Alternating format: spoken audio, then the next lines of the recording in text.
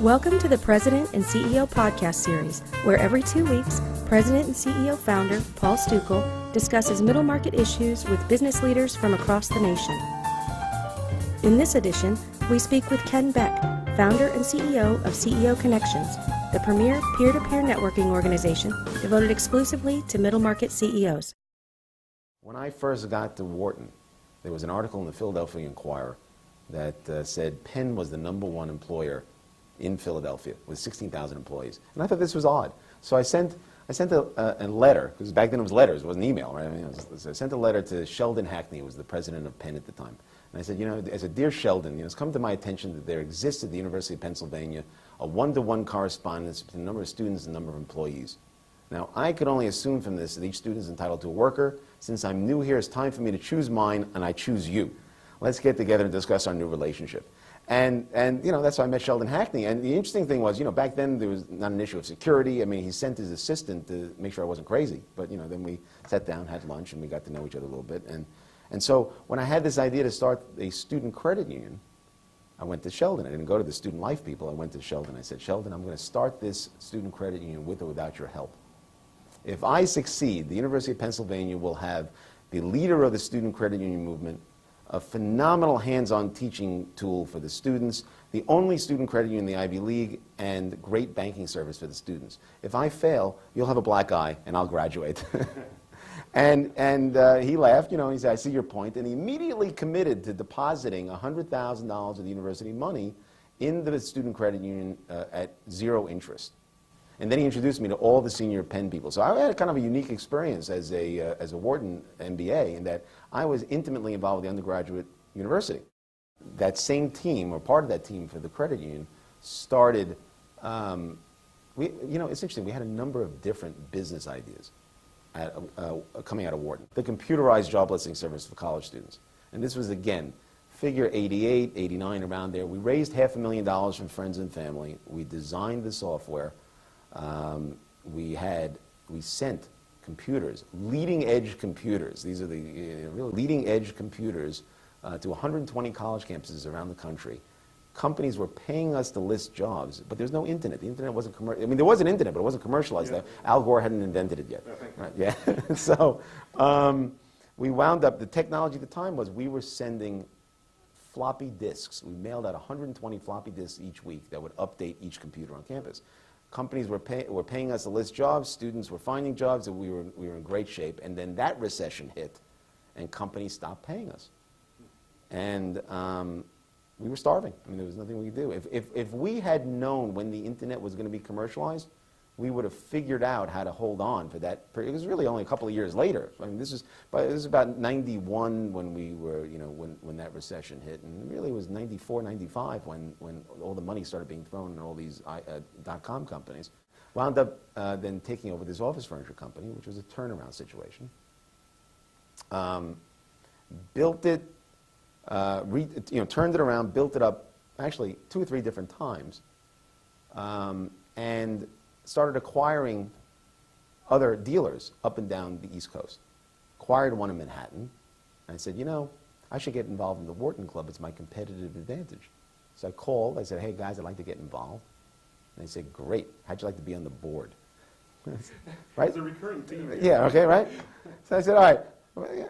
Okay, sure. Why not? So I went to this board meeting. I found 12 really committed volunteers. And they ran 3 events a year. And I said, guys, this is not going to help me sell office furniture. They said, okay, Kenny, do what you want, which is always a dangerous thing to say to me. You give me a title and do what I want, and So I started the first Wharton Club of New York Leads Council, which are non-competitive groups of Wharton alumni that get together twice a month and exchange business leads. And held the meetings in my showroom, my new showroom in Manhattan. And within 9 months, I had $1.5 million worth of sales from it. And I said, there's something here. I need to get more involved. And so I wound up getting more and more involved, wound up becoming president, and we built this organization now into really an effective community. So CEO Connection, the idea was originally, it was going to be a committee of the Wharton Club. And it was originally going to be just another one of these things that we did for Wharton alumni, connecting senior alumni with their peers. And somewhere along the line, I met my partner, George Bratt. In fact, I met him at a Leads Council. There's 10-something years ago. And, you know, in the Leads Council, you go around the room, everybody introduces themselves, say what you do and what's a good lead. So George would get up and he'd say, well, my firm is Prime Genesis, and we help alumni, we onboard executives. And, you know, you kind of half listen to these things sometimes. And the first five times I met George, I thought he worked for Carnival Cruise. I couldn't figure out what he was talking about. You know, onboarding. And then when he explained, you know, he helps senior executives get better results faster because he works with them as they get into their company. I said, oh, what do you think of this idea, peer group for Wharton alumni? And he loved it. And we started talking about it. And we started investigating it. And here's what we found. We found senior executives want to be with their peers. We found that 40% of new CEOs fail in the first 18 months, and their biggest complaint is lonely at the top. They have nobody to talk to. And we found that there are a myriad of these organizations out there for small businesses. And there are a couple for the really large corporations. There was nothing targeted at the senior leadership of mid-level companies. And so we looked at each other and said, you know what? This is not a Wharton idea. This is a true venture. I had just sold my office furniture company and was trying to figure out what to do next, and this was it. And so we launched it in 2005. It's all based on 3 principles. It's enlightened self-interest. You know, you have to give to get. There's nothing wrong with getting something out of the organization, but you have to give something back. And generally, the more you give back, the more you get out. I mean, it's no different than, you know, some people call it doing good while doing well. You know, this whole social impact thing. Generally speaking, it's a good way to live. Second principle is tangible value, tangible benefits, tangible return. This idea that you have to get something out of the organization, but networking and events are a means to an end. They're not an end unto themselves.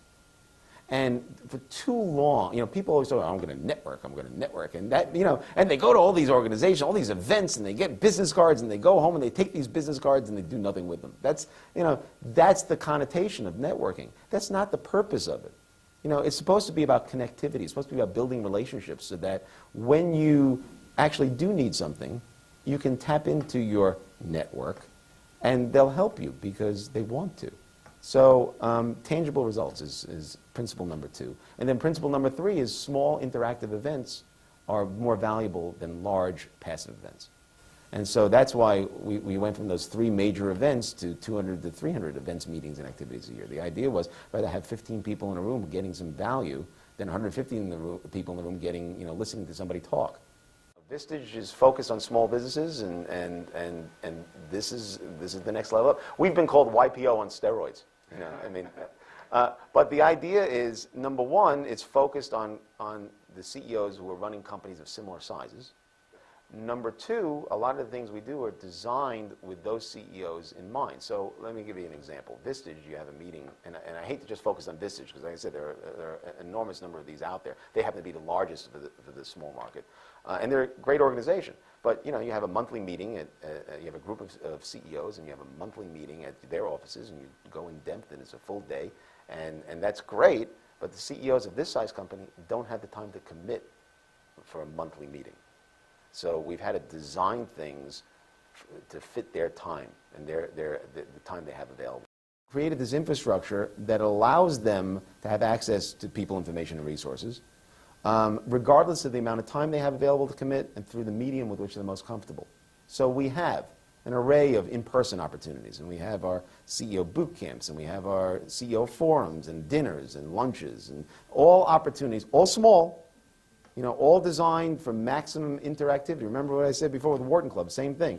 Small interactive is better than big passive. And so the dinners, we kind of cap it at 40 or so. You know, it ranges from about 20 to 40. The boot camps, maximum of 12. The forums, we allow a larger number, but then we break them into smaller groups of 10 to 12. The lunches, interestingly enough, these are informal things that I host at the Penn Club once a month. And it's designed to be anywhere from 1 to 5 CEOs and me. So some days I'm meeting by myself, actually, you know, but it's designed to be informal opportunities to connect. And then we have all these different special events as they. I will tell you the one other component of this that is key and kind of differentiates us from the smaller organization, from the organization targeted at the smaller CEOs, is personal individualized attention. And the idea there is we've created this, what we call PCC program, Personal CEO Connector. And each CEO gets assigned a PCC whose responsibility it is to leverage the organization on behalf of the CEO.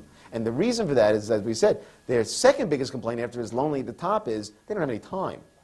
So this person, and look, you know, when you join a membership organization, generally speaking, it's passive. They give you a list of benefits and services, and then it's up to you to figure out how to use it. Well, you don't have time to figure out how to use it. You're too busy running your company. So we have somebody whose responsibility it is who knows how to use it and use it on your behalf.